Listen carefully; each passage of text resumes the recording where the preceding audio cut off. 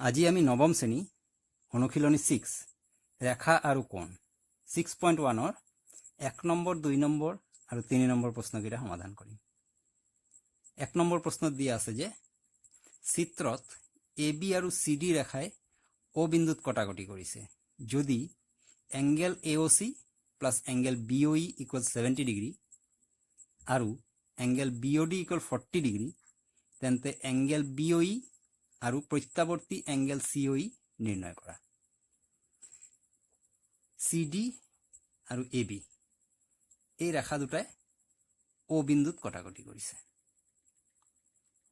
এই দুটা কোণৰ সমষ্টি angle AOC plus angle BOE এই দুটা কোণৰ সমষ্টি হৈছে 70 ডিগ্ৰী আৰু এংগেল BOD কোণটো এটো 40 ডিগ্ৰী বুলি দিয়া আছে।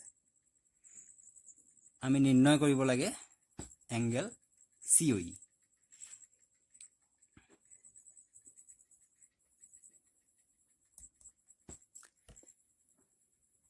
এনেকুৱাবিলাক সমাধান কৰাৰ আগতে আমি ইয়াত লিখি ল'ব লাগিব যে দিয়া আছে, ইয়াত কি কি দিয়া আছে সেইখিনি কথা আগে আমি লিখি ল'ব লাগিব। দিয়া আছে angle AOC plus angle BOE equal 70 degree আৰু এংগেল BOD ইকুয়াল 40 ডিগ্ৰী। এইখিনি দিয়া আছে, নিৰ্ণয় কৰিব লাগে।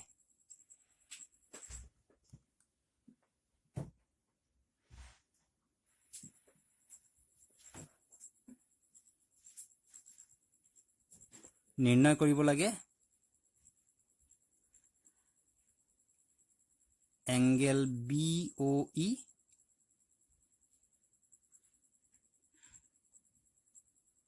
আৰু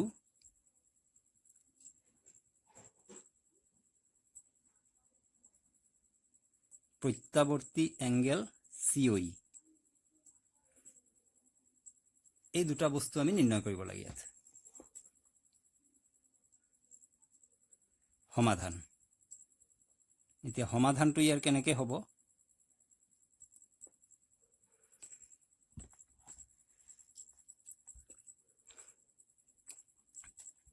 ৰেখা আৰু কোণৰ যোনটো ইন্ট্ৰডাকশন ভিডিও আছিল বেসিক, তাত মই এটা কথা বুজাইছিলো যে বিপ্ৰতীপ কোণ দুটা সদায় সমান। এতিয়া AOC আৰু BOD কোণ দুটা বিপ্ৰতীপ কোণ হয়। তেতিয়াহ'লে BOD ৰ মান যদি 40 ডিগ্ৰী দিয়া আছে তেন্তে AOC ৰ মান 40 ডিগ্ৰী হ'ব লাগিব, কাৰণ বিপ্ৰতীপ কোণ সমান। তেন্তে আমি ইয়াত লিখি লওঁ প্ৰথমতে যে angle BOD equal 40 degree. Angle BOD যদি 40 ডিগ্ৰী হয় এতেকে এংগেল AOC ইকুয়াল 40 ডিগ্ৰী। আমি কেনেকৈ গম পালো কথাটো যে এই দুটা বিপ্ৰতীপ কোণ হয় কাৰণেহে সমান। এই কথাটো আমি ইয়াত লিখি দিব লাগিব যে কি কাৰণে সমান, কাৰণটো আমি ইয়াত লিখি দিব লাগিব যে বিপ্ৰতীপ কোণ। AOC ৰ মান ওলাই গ'ল। তাৰ পিছত আছে angle AOC plus angle BOE equal 70 degree. এটো আমি কেনেকৈ গম পাওঁ? এটো দিয়াই আছে যে angle AOC plus angle BOE equal 70 degree. এই কথাটো আমি লিখি দিব লাগিব দিয়া আছে বুলি। ইয়াত AOC ৰ মানটো আমাৰ ওলাই থোৱা আছে 40 ডিগ্ৰী, তেন্তে আমি AOC ৰ হলনি ইয়াত লিখি দিওঁ 40 degree plus angle BOE equal 70 degree. তেন্তে ইয়াত হৈ যাব angle BOE equal 70 degree minus 40 degree. 40 ডিগ্ৰীটো ইয়াৰ পৰা এলাই আহি মাইনাস হৈ যাব। Angle BOE equal 70 minus 40 30 degree. BOE ৰ মান ওলাই গ'ল। এতিয়া আমি উলিয়াব লাগে এংগেল COE। আগে এংগেল COE উলিয়াব লাগিব, তাৰপিছত তাৰ প্ৰত্যাৱৰ্তী এংগেলটো আমি উলিয়াব পাৰিম। ইন্ট্ৰডাকশ্যন ভিডিঅ'ত মই কৈছিলোঁ যে এডাল ৰেখাৰ ওপৰত থকা যিমানে কোণ নাথাকক আটাইকেইটাৰ সমষ্টি সদায় 180 ডিগ্ৰী হ'বই। তো ইয়াত যিহেতু এই তিনিটা কোণ আছে, এই তিনিটা কোণৰ সমষ্টি 180 ডিগ্ৰী হ'ব। তেন্তে আমি লিখি লওঁ যে angle AOC plus angle BOE plus angle COE, এই তিনিটা কোণৰ সমষ্টি 180 ডিগ্ৰী। তাৰে ভিতৰত angle AOC plus angle BOE এই দুটা কোণৰ সমষ্টি 70 ডিগ্ৰী বুলি দিয়া আছে ইয়াত, প্লাছ এংগেল COE মানটো এতিয়া আমাৰ ওচৰত নাই, ইকুৱেল 180 ডিগ্ৰী।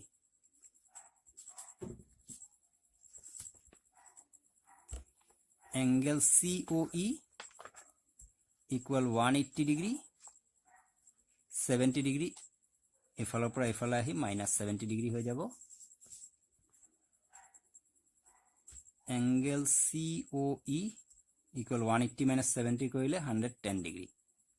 এংগেল COE মান 110 ডিগ্ৰী ওলালে, কিন্তু এংগেল COE নহয়, আমাক প্ৰত্যাৱৰ্তী এংগেল COE উলিয়াব লাগিব। প্ৰত্যাৱৰ্তী এংগেল COE ইকুৱেল, প্ৰত্যাৱৰ্তী এংগেল ওলোৱাৰ নিয়মটো কি কৈছিলে, এটা এংগেল ওলালে সেই এংগেলটোক 360 ডিগ্ৰীৰ পৰা মাইনাছ কৰি দিলে তেতিয়া প্ৰত্যাৱৰ্তী এংগেল ওলাই যায় তাৰ। এই আটাইখিনি ইন্ট্ৰডাকশ্যন ভিডিঅ'ত আছে, তাৰ লিংকটো মই ইয়াত শ্বেয়াৰ কৰি দিম ডেছক্ৰিপশ্যনত, তোমালোকে ইন্ট্ৰডাকশ্যন ভিডিঅ'টো লাগিলে এবাৰ চাই ল'বা। তেন্তে প্ৰত্যাৱৰ্তী এংগেল COE ইয়াৰ মান ওলালে 250 ডিগ্ৰী। এই দুটা বস্তুৰ মান উলিয়াব দিছিলে আমাৰ, এটা উলিয়াব দিছিলে এংগেল BOE, ইয়াৰ মানটো আমি পালোঁ 30 ডিগ্ৰী, আৰু উলিয়াব দিছিলে প্ৰত্যাৱৰ্তী COE, ইয়াৰ মানটো আমি পালোঁ 250 ডিগ্ৰী। 2 নম্বৰ প্ৰশ্ন। 2 নম্বৰ প্ৰশ্নত চিত্ৰত XY আৰু MN ৰেখাই O বিন্দুত কটাকটি কৰিছে। এইটো হৈছে XY ৰেখা, এইটো হৈছে MN ৰেখা। এই ৰেখা দুটাই O বিন্দুত কটাকটি কৰিছে। এইটো হৈছে O বিন্দু। যদি এংগেল POY ইকুৱেল 90 ডিগ্ৰী, এই কোণটো হৈছে 90 ডিগ্ৰী, আৰু A:B ইকুৱেল 2:3, A অনুপাত B ইকুৱেল 2:3, তেন্তে এংগেল C এই কোণটো আমি নিৰ্ণয় কৰিব লাগে। ইয়াৰো সমাধান কৰোঁতে প্ৰথমতে আমি দিয়া আছেখিনি লিখি ল'ব লাগিব, কি কি দিয়া আছে ইয়াত। ইয়াত দিয়া আছে কি, angle POY equal 90 degree, A অনুপাত B ইকুৱেল 2:3, এইখিনি দিয়া আছে। নিৰ্ণয় কৰিব লাগে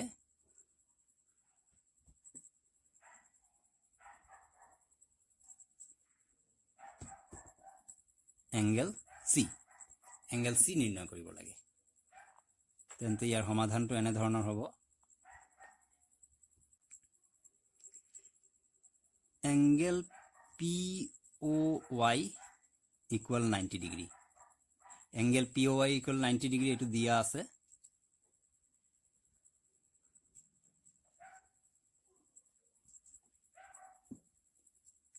এতেকে angle POX equal 180 degree minus 90 degree. POX টো 180ৰ পৰা 90 মাইনাছ কৰিলে পাম, কাৰণ এংগেল POY আৰু এংগেল POX হৈছে ৰৈখিক জোৰ, কাৰণ এডাল ৰেখাৰ ওপৰত এই দুটা কোণ উৎপন্ন হৈছে। ইয়াৰ কাৰণটো লিখি দিব লাগিব, ৰৈখিক জোৰ।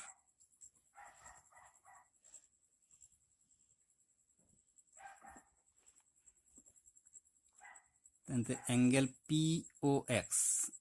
POXৰ মান হৈ যাব 90 ডিগ্ৰী।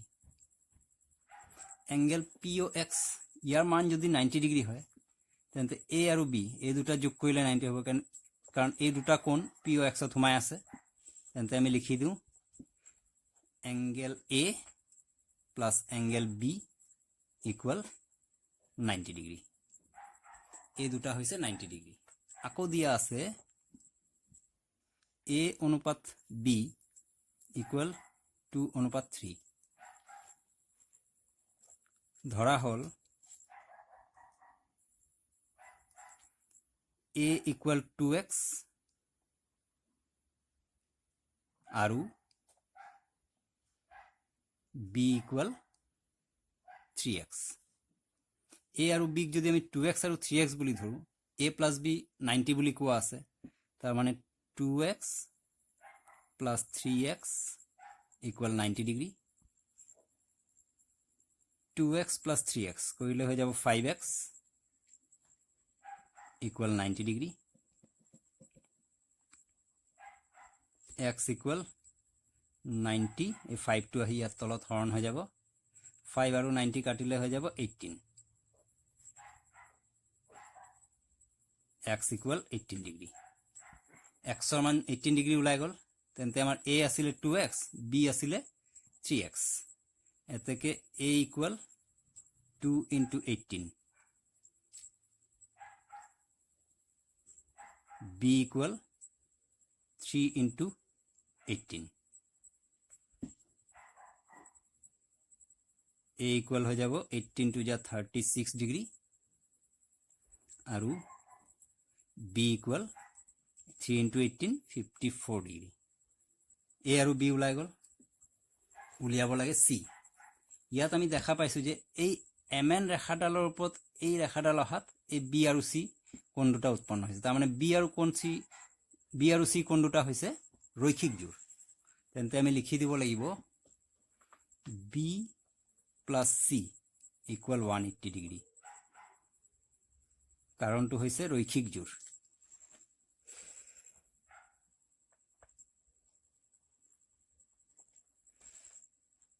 বিৰ মানটো আমাৰ ওচৰত আছে 54 ডিগ্ৰী, চিৰ মানটো উলিয়াব লাগে,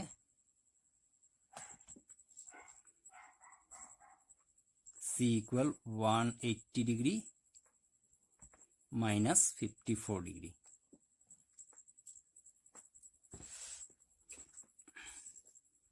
তেন্তে চিৰ মান ওলাই যাব 180 মাইনাছ 54 কৰিলে 126 ডিগ্ৰী। আমাক চিৰ মানটো উলিয়াব দিছিলে, চিৰ মানটো ওলালে 126 ডিগ্ৰী। 3 নম্বৰ, চিত্ৰত PQR ইকুৱেল PRQ, তেন্তে প্ৰমাণ কৰা যে angle PQS equal angle PRT, এই দুটা কোণৰ যোগ সমান বুলি দিয়া আছে। প্ৰমাণ কৰিব লাগে যে PQS আৰু PRT এই কোণ দুটা সমান বুলি প্ৰমাণ কৰিব লাগে।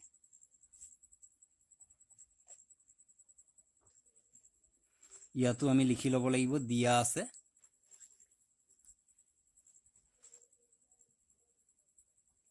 ইয়াত দিয়া আছে কি angle PQR equal angle PRQ।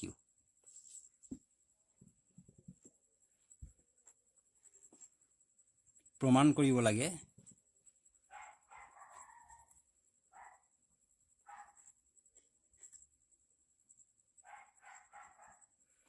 কৰিব লাগে কি angle PQS equal angle PRT, এইটো আমাক প্ৰমাণ কৰিব লাগে। ইয়াত যেহেতু প্ৰমাণ কৰিব লাগে, তেন্তে ইয়াত আমি এতিয়া প্ৰমাণ লিখি ল'ব লাগিব যে আমি কেনেকৈ প্ৰমাণ কৰিছোঁ। এইটো প্ৰমাণ, প্ৰথমে আমি লিখি লওঁ angle PQR equal angle PRQ। কেনেকৈ গম পালো আমি, এইটো দিয়া আছে।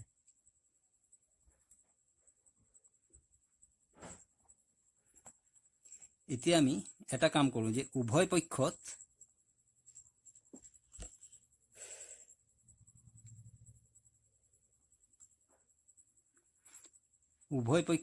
Angle QPR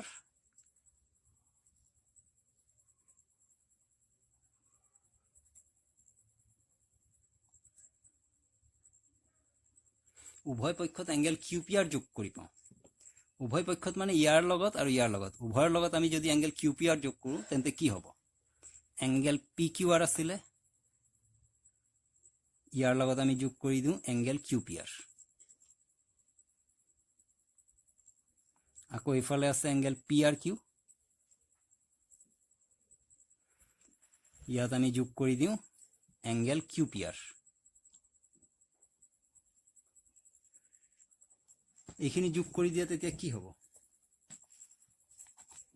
angle P Q R plus angle Q P R এই দুটা হৈছে অন্তকোণ ইয়াৰ বিপৰীত অন্তকোণ পি আৰ কিউ টিৰ বিপৰীত অন্তকোণ তো ইন্ট্ৰডাকশ্যন ভিডিঅ'ত মই বুজাইছিলোঁ যে এটা ত্ৰিভুজৰ বহিকোণটো বিপৰীত অন্তকোণ দুটাৰ সমষ্টিৰ সমান তেতিয়াহ'লে এই পি আৰ টি কোণটো এই দুটা কোণৰ সমষ্টিৰ সমান হ'ব তাৰমানে এই দুটা কোণৰ সমষ্টি হৈ যাব এংগেল পি আৰ টি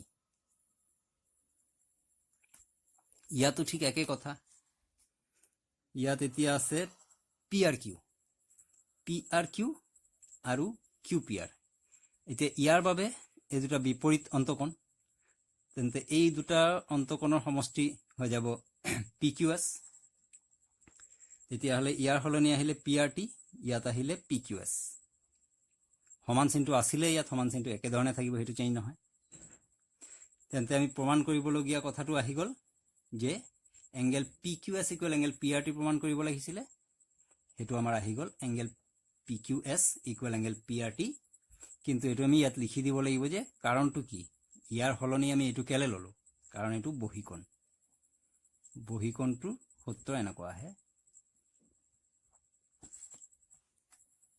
এতেকে প্ৰমাণিত